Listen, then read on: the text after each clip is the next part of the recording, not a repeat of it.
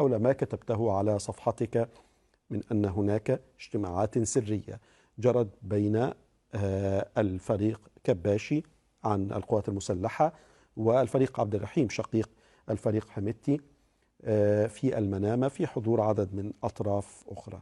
نعم. كل ما أريد منك تفاصيل أكثر حول ما ذكرت أنت على صفحتك، والحقيقة أيضا ذكر في بعض وسائل الإعلام الأخرى. تفضل.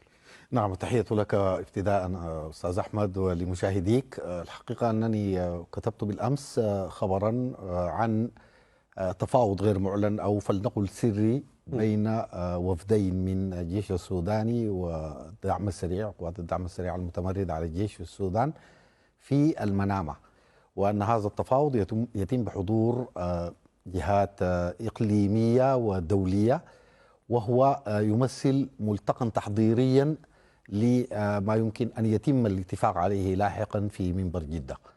هذه اللقاءات تكررت في العاصمة البحرينية المنامة وسط حالة من التكتم الشديد، وشارك فيها الفريق والركن شمس الدين الكباشي نائب قائد الجيش السوداني عضو مجلس السيادة، ومعه وفد من الجيش، وأيضا عبد الرحيم دقلو قائد ثاني قوات الدعم السريع ومعه أيضا وفد من الدعم السريع. وكان المسهلون شاركة أطراف من الإمارات والمملكة العربية السعودية والبحرين الدولة المستضيفة، وأيضا كان هناك تمثيل مصري وأمريكي.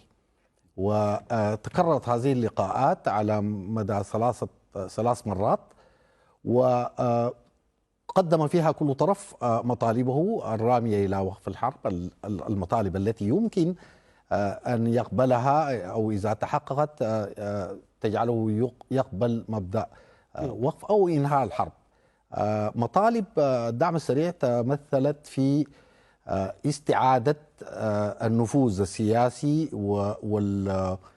والتنفيذي بإعادة حميدتي كنائب لرئيس مجلس السيادة، وكل المناصب والمواقع التي كان الدعم السريع يحتلها أو يشغلها منسوبون للدعم السريع، علاوة على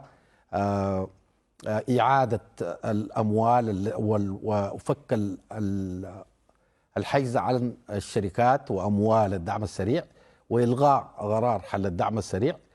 والمطالب تمثلت في مجملها في إعادة الدعم السريع إلى ما كان عليه قبل 15 أبريل، إضافة إلى مطالب أخرى تتعلق باستبعاد الإسلاميين من كل القوات النظامية ومن كل أجهزة الدولة، وإلقاء الغبط على قادة نظام الإنقاذ الذين كانوا في سجن كوبر قبل 15 أبريل. مطالب الجيش تمثلت في خروج الدعم السريع. هناك مطالب معلنة للجيش: خروج الدعم السريع من المدن، من كل الأعيان المدنية، خروجه من كل مؤسسات الدولة، أن يطلق سراح كل الأسرى الذين اعتقلهم، أيضا أن يلتزم بدفع تعويضات حددت برقم بعينه. الجيش طلب تعويضات في حدود 30 مليار دولار. 30 مليار دولار هو رقم قليل بالمناسبة قياسا بما حدث.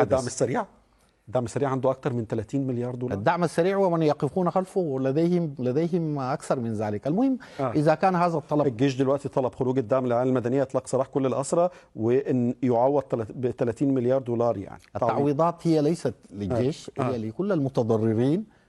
وطلب أيضا إعادة المنهوبات والمسروقات كلها. وحسب ما عرفت أن خارطة الطريق التي وضعها المسيرون رفعت إلى الفريق البرهان، وأنه لم يوافق عليها. الفريق البرهان لم يوافق عليها. الفريق البرهان يرى أن يلتزم الدعم السريع ابتداء بتنفيذ ما تم الاتفاق عليه مع الجيش في منبر جدة، بتنفيذ إعلان جدة الموقع يوم 11 مايو 2023، واتفاق جدة الموقع يوم 21 مايو 2023 الشهر نفسه. أن يرى الفريق البرهان أن تلك الشروط، أن الدعم السريع وافق ابتداء على ما ورد في الاتفاقين، والاتفاقين أخذا من القانون الدولي الإنساني والمعاهدة الدولية التي تحكم قواعد الاشتباك، أن يخرج الدعم السريع من منازل المدنيين، من الأعيان المدنية، من المستشفيات، من مراكز الخدمات، أن يكف عن نشر الارتكازات في الشوارع، أن يفتح يعني فشلت المفاوضات؟ المفاوضات ما زالت مستمرة، وما زال هناك من يمثلون الجيش والدعم السريع في المنامة حتى اللحظة، حتى الآن، حتى هذه اللحظة. حتى هذه اللحظة، نعم.